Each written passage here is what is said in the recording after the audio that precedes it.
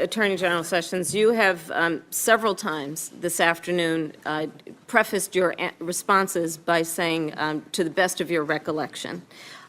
Just on the first page of your 3 pages of written testimony, you wrote, "Nor do I recall, do not have recollection, do not remember it." So my question is, for any of your testimony today, did you refresh your memory with any written documents, be they your calendar, written correspondence, emails, notes of any sort? I attempted to refresh my recollection, but so much of this is in a wholesale campaign of extraordinary nature that you're moving so fast that you don't keep notes. You meet people. I didn't keep notes of my conversation with the Russian ambassador at the Republican I'd like convention. to just talk about what you did. I'm just saying I didn't keep notes on most of these things, and there's nothing for me. Will you provide this committee with the notes that you did maintain?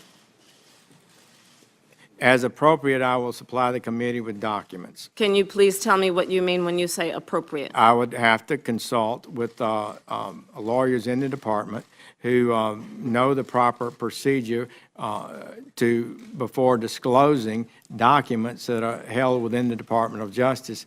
Attorney And General I'm not Sessions. able to make that opinion today. Sir, I'm sure you prepared for this hearing today, and most of the questions that have been presented to you were predictable. So my question to you is, did you then review with the lawyers of your department, if you as the top lawyer are unaware, what the law is regarding what you can share with us and what you cannot share with us, what is privileged and what is not privileged? We discussed the basic parameters of testimony.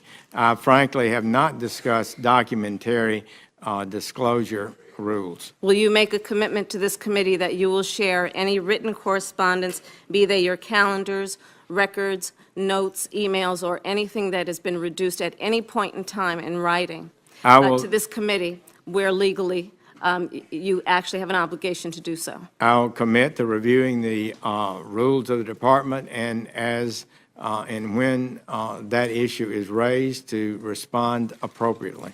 Did you have any communications with Russian officials for any reason during the campaign that have not been disclosed in public or to this committee? I don't recall it, but I have to tell you, I cannot testify to what was said as we were standing at the Republican convention before the podium where I spoke. My question is only as it relates to your knowledge. I don't have the detailed memory of that. Okay, as it relates to your knowledge.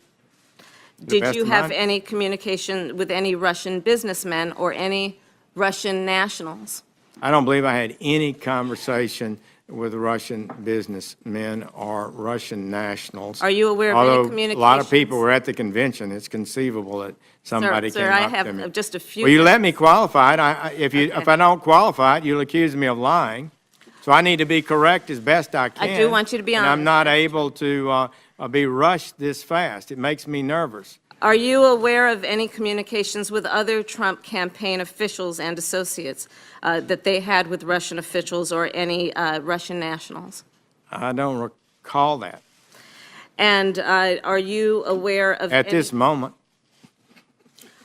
Are you aware of any communications with any Trump officials, or did you have any communications with any officials about Russia or Russian interests in the United States before January 20th? No, I may have had some conversations, and I think I did, with the general strategic concept of the possibility of whether or not Russia and the United States could get on a more harmonious relationship and move off the hostility. The Soviet Union did, in fact, collapse. It's really a tragic strategic event that we're not able to get along better than we are Before being today. sworn in as Attorney General, how did you typically communicate with then-candidate or President-elect Trump? Would you repeat that? Before you were sworn in as Attorney General, how did you typically communicate with then-candidate or President-elect Trump? I did not communicate submit in writing? memoranda.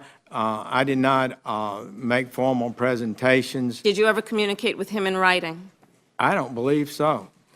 And you referred to a longstanding DOJ policy. Can you tell us what policy it is you're talking about? Well, I think most cabinet people, as the witnesses you had before you earlier, those individuals declined to comment because we're all about conversations with the president. Sir, I'm just because asking you that's about a the DOJ policy long-standing, you referred to. policy that goes beyond just the Attorney General. Is that policy in writing somewhere? I think so. So did you not consult it before you came before this committee, knowing we would ask you questions about Well, it? we talked about it. The policy is Did you ask based, that it would be shown to you?